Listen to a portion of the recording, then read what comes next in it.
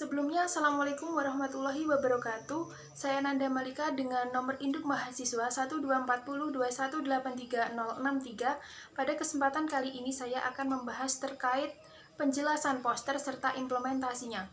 Baik, yang pertama saya akan menjelaskan terkait apa sih yang dimaksud dengan rekrutmen sumber daya manusia.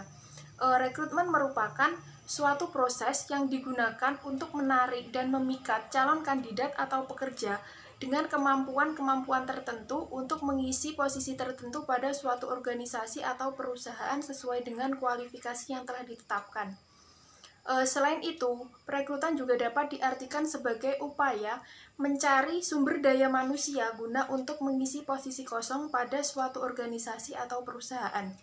Rekrutmen memiliki beberapa tujuan, yang mana tujuan tersebut diantaranya menurut Shimamura tahun 1997, yakni memberikan kesempatan bagi perusahaan untuk memikat atau memilih calon kandidat sesuai dengan kualifikasi yang telah mereka tetapkan.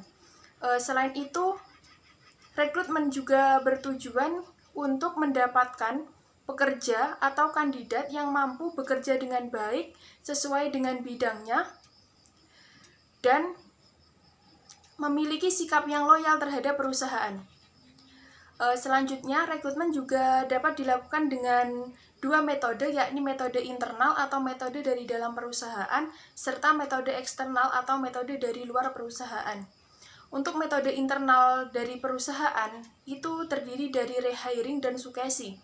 Sedangkan metode eksternal terdiri dari periklanan, yang kedua adalah agensi tenaga kerja, yang ketiga adalah perekrutan kampus, dan yang terakhir adalah referral. Yang pertama saya akan membahas metode internal, yakni rehiring.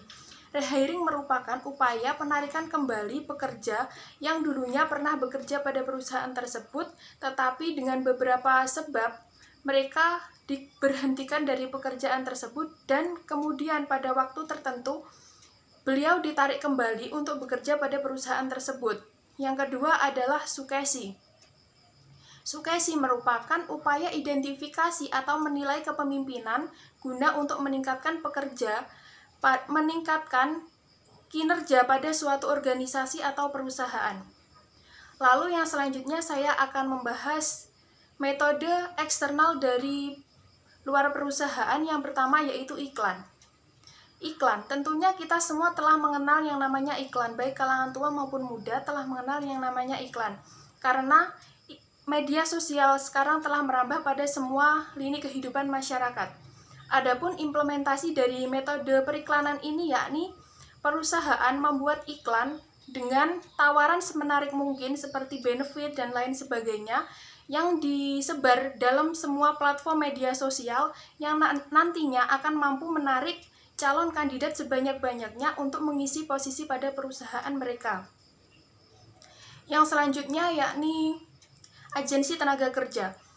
Dengan agensi tenaga kerja ini, perusahaan hanya memberikan persyaratan serta hal-hal apa yang diperlukan bagi kandidat, lalu diserahkan kepada agensi tenaga kerja, dan agensi tenaga kerjalah yang nantinya akan menjaring kandidat atau mencari calon kandidat sesuai dengan persyaratan atau kualifikasi yang telah ditetapkan oleh perusahaan. Lalu yang selanjutnya yakni perekrutan kampus. Perekrutan kampus merupakan perekrutan yang dilakukan oleh perusahaan. Mereka secara langsung mendatangi kampus-kampus ternama dengan melakukan beberapa cara perekrutan seperti melakukan tes, wawancara atau interview, dan lain sebagainya. Perekrutan ini bisa dikatakan efektif karena perusahaan-perusahaan tersebut akan dapat melihat secara langsung kandidat atau calon pekerja dengan reputasi yang ternama atau berkualitas. Dan yang terakhir adalah referral. Referral merupakan upaya penarikan kandidat yang dilakukan oleh pekerja. Bentuk implementasi dari metode ini seperti